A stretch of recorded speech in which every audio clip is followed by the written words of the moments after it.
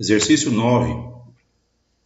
Duas cargas pontiformes, QA de 50 vezes 10 a menos 9, que a gente fala também 5 nanocoulomb, né? Quando vem um N aqui, na hora das contas a gente coloca o menos 9, dessa vez eles já substituíram. A carga B, que vale 32 vezes 10 a menos 9 coulomb, estão colocadas nos vértices de um triângulo retângulo, como mostra a figura. Determine a intensidade do vetor campo elétrico resultante no ponto P.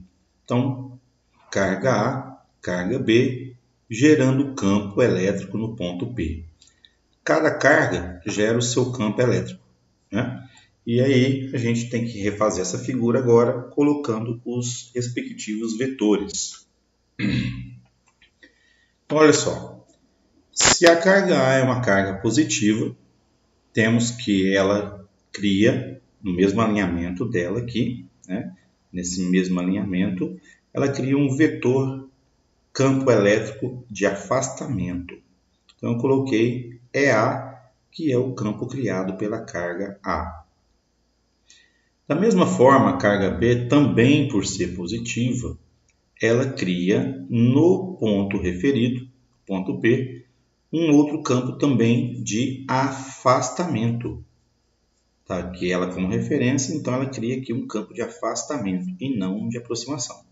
Se ela fosse negativa, o campo seria aqui para a esquerda. Como ela é positiva, o campo é para a direita, seguindo o mesmo alinhamento dela. Eu tenho aqui uma situação que houve não um ângulo de 90 graus, como é de costume acontecer, não houve aqui dois vetores de mesmo sentido, como costuma acontecer também, e nem tampouco dois vetores de sentidos opostos. Nós temos um ângulo que o exercício não deu, um ângulo aqui entre os dois vetores. Sabemos que aqui é oposto pelo vértice, né? Então, isso aqui eu coloquei θ, aqui também é θ.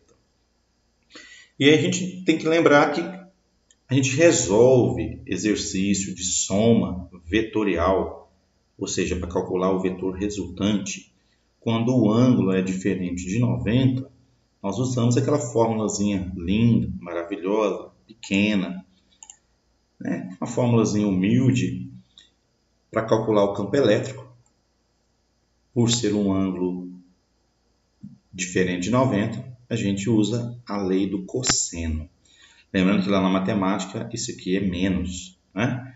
Mas aqui, como é vetor e tal, tem toda uma dedução por ser vetorial, acaba que na dedução da fórmula aqui fica mais, tá bom? Então não é que houve aqui um erro, ou o professor de matemática lá ensinou errado, ou de física está ensinando errado.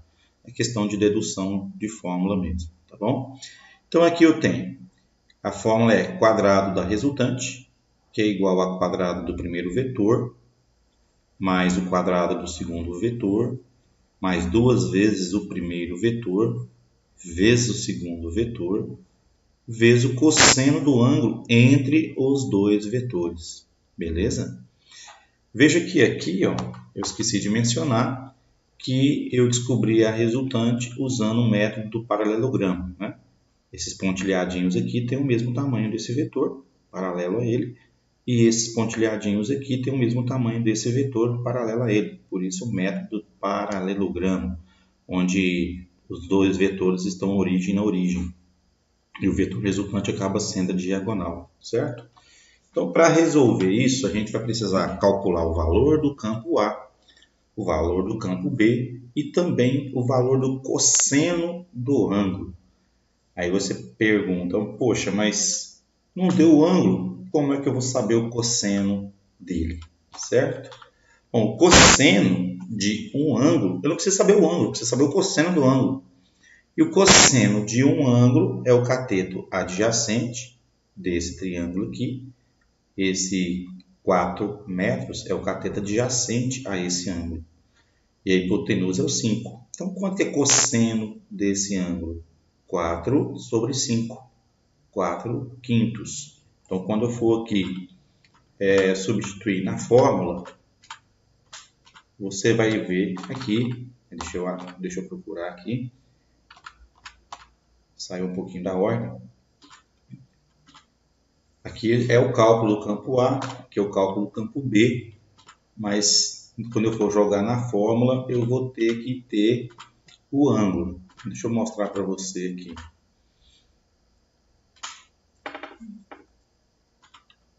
Aqui, ó, o 4/5 aqui, certo? Então, eu vou desenvolver o exercício e na hora de colocar o cosseno do ângulo, tem que colocar 4/5, ok? Deixa eu achar aqui de novo. Visto a fórmula correta para a gente resolver o exercício, eu tenho que ir atrás dos campos A e do campo B. Então, foi o que eu fiz aqui.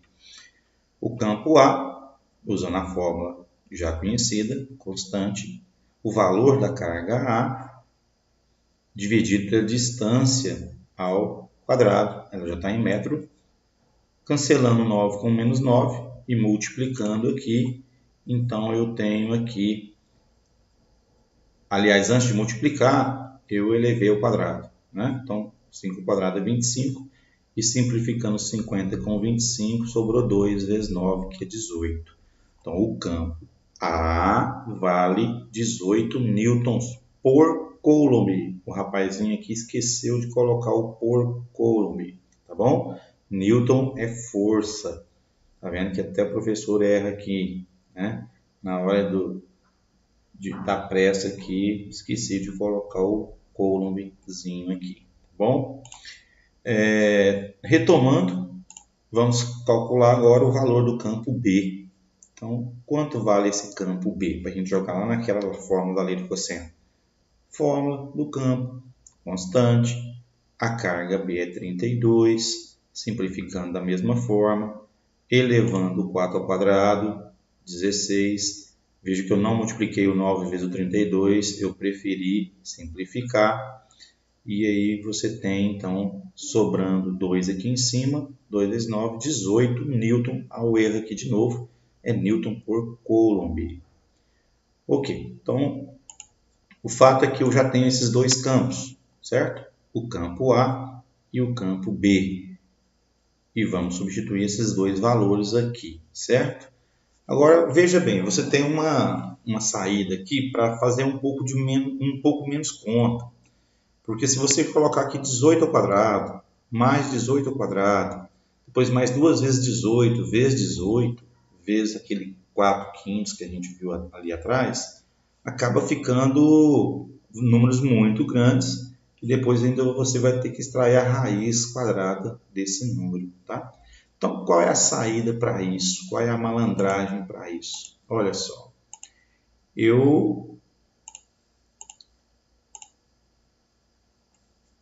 chamei o 18, que foi as respostas dos exercícios, de x, porque eu percebi que aqui deu 18 newton por coulomb, aqui deu 18 newton por coulomb, então os dois são iguais.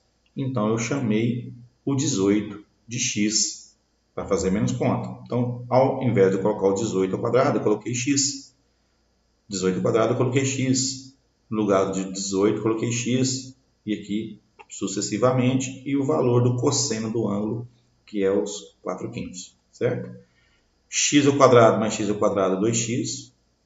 X ao quadrado vezes x, aliás, x vezes x, x ao quadrado. 2 vezes esse 4, 8. E esse 5 aqui está aqui embaixo, né? Meu mouse está começando a ficar preguiçoso aqui.